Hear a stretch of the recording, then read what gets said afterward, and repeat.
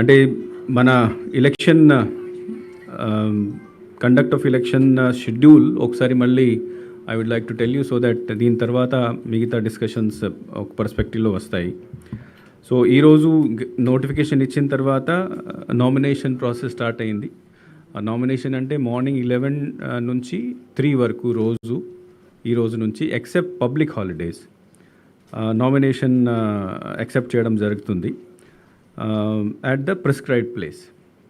మనం public notice ఇచ్చినప్పుడు ప్రతి జిల్లాలో ఆరో ఏ ప్లేస్లో ఏ టైం నుంచి ఏ టైం వరకు ఎవరు ఆరో లేకపోతే ఆయన లేనప్పుడు who is the ARO who is authorise to take the nomination that declaration morning ఇవ్వడం జరిగింది. 26th scrutiny of nomination papers ఇవ్వడం జరుగుతుంది. దెన్ విత్డ్రాల్ అంటే 26 తర్వాత స్క్రూటనీ పూర్తి అయిన తర్వాత number of candidates who are qualified అది మనకు లిస్ట్ వస్తుంది. ఆ క్వాలిఫైడ్ క్యాండిడేట్ నుంచి they can withdraw their nomination till 29th and then 29th తర్వాత ఫైనల్ లిస్ట్ మనకు వస్తుంది. ఆ final list then we prepare the ballot papers for that final list and then start commissioning of the machines. 13th May మనకు polling ఉంటుంది and then 4th June counting.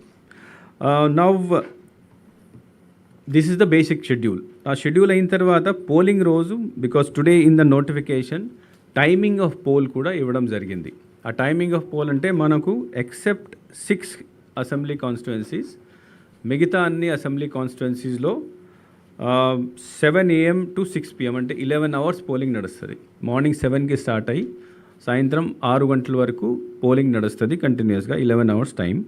కానీ కొన్ని ఏరియాస్లో basically మన ట్రైబల్ ఏరియాస్లో అరకు పార్లమెంట్ కాన్స్టిట్యుయెన్సీలో దీని కింద Araku assembly, Paderu assembly, Rampachodavaram assembly constituency అక్కడ 7 to 4 మార్నింగ్ 7 నుంచి ఈవినింగ్ 4 వరకే పోలింగ్ ఉంటుంది.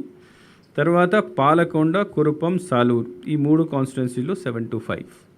So this is the exact timing of polling on the day of poll on 13th of June. ఇప్పుడు ఈ రోజు నుంచి అంటే మీ అందరికీ తెలుసు ఆల్రెడీ స్టేట్ లెవెల్లో 3 అబ్జర్వర్స్ మనకు అపాయింట్ అయ్యారు. వాళ్ళు 1 విజిట్ ఆల్రెడీ చేసినారు. ఆ స్టేట్ లెవెల్లో మానిటర్ చేయడం కోసం ఒక జనరల్ అబ్జర్వర్, పోలీస్ అబ్జర్వర్, తర్వాత ఎక్స్పెండిచర్ అబ్జర్వర్ ఆమె వచ్చింది. అపార్ట్ ఫ్రమ్ దాట్ ప్రతి జిల్లాకి ప్రతి కాన్స్టిట్యుయెన్సీకి మనకు general observer, police observer, expenditure observer వస్తారు.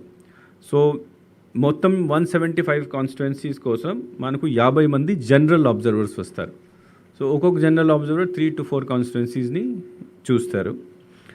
18 పోలీస్ అబ్జర్వర్స్ మనకు కమిషన్ తరఫు నుంచి ఈసారి వస్తారు. దిస్ ఇస్ ఫస్ట్ టైం ఎంతమంది పోలీస్ అబ్జర్వర్ని కమిషన్ అపాయింట్ చేయడం జరిగింది.